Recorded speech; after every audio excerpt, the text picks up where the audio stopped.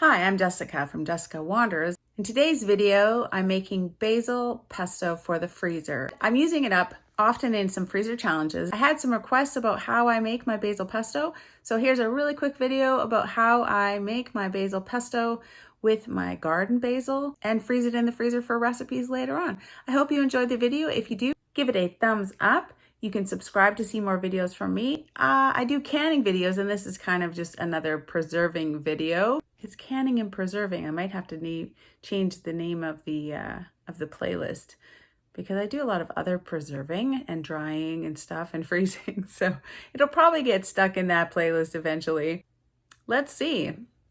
Today I'm going to do up some pesto. I have all of this basil that came out of the garden.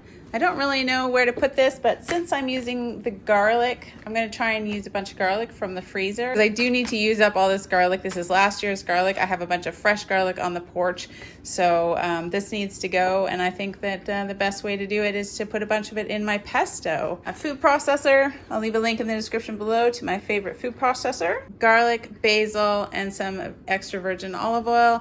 I'm not going to put the parmesan in it before I freeze it because it doesn't like freeze very well. It's easy enough to add Parmesan cheese when you thaw it out, mix it up, and you're good to go. Lots of basil pesto recipes ask for pine nuts. I don't have any and don't prefer them, but I do like walnuts, so that's what I use instead. Salt and pepper, and then we're gonna freeze them up in ice cube trays, and then take them out of the ice cube trays and store them in a freezer Ziploc bag. You want to just measure your basil like really well packed down. So pack it and squish it as much as you can. So not loosely, but really packed down. I'm gonna try for 4 cups at a time here. Okay, pack it down really good. Then I think we've got about 4 cups or 1 quart or 1 liter approximately. If we pack it, if it's packed down, anyway, 4 cups, 1 quart, 1 liter.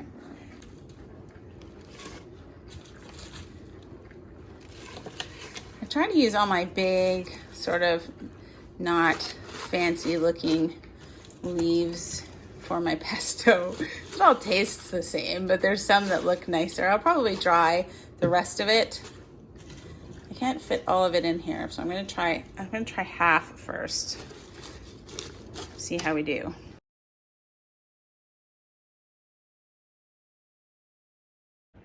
And I'm gonna add about half of this olive oil first. I'm gonna put about 8 of these large garlic heads in.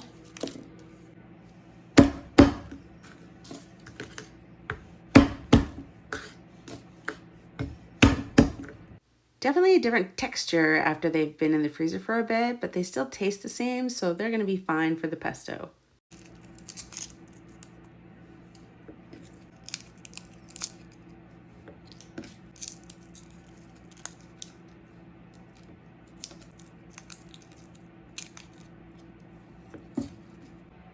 I do sort of cut the little root ends off so that they look kind of pretty. But you can tell that they've been frozen. They're just a little squishier. I mean, I did bash them, but. I'm gonna start with half of the garlic. See how that goes. Half a teaspoon of salt for the whole batch. So when I do that, I'm gonna add that into this once it gets a little lower down, but half a teaspoon for the whole thing. And a 1/4 teaspoon of pepper for the whole batch. Gonna chop up some walnuts. Maybe about 2/3 of a cup. I mean, they're gonna get diced up. I don't even know why I'm chopping them up. Just measure them first and then chop them. So I don't know why. I don't know why I'm chopping these up. Let's just throw them in. That's my food processor's job, right? Of course. Put some of these in.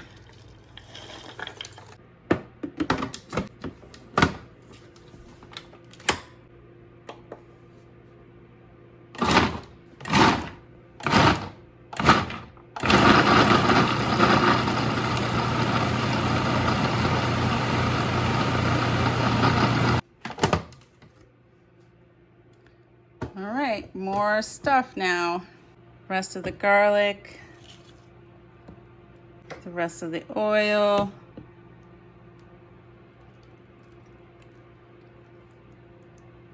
And the rest of the basil leaves. More basil, please. Oh, we just love pesto, and we found so many great uses for it over the last couple of challenges. So I'm super excited to have an excellent basil harvest this year. We have so much, really. And I'm drying it, if you can hear the dryer in the background. What didn't fit in here, I'm gonna do a round of drying it for dried basil as well. And the rest of the walnuts. Just scrape it down a couple of times. Sometimes there's an odd basil leaf that's trying to float on top and is escaping.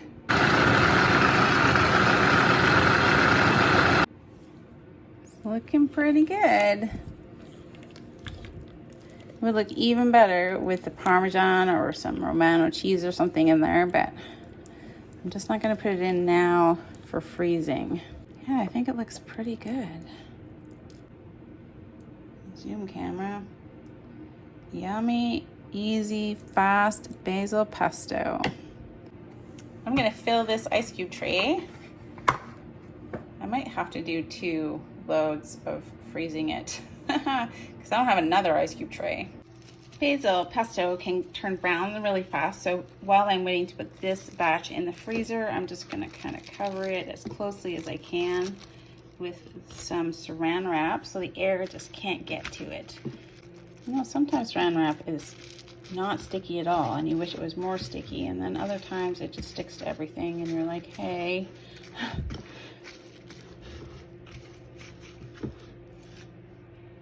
So there we go. Put it in the fridge so I'm ready to freeze another batch. So I think the reason that I didn't get the video posted last year was because I'm missing the footage where I took it out of the ice cube trays and put it in the bag. But this is the pesto that I have. Each one kind of cutely ice cube tray size batches of basil pesto. And I did have a full bag of basil pesto that made.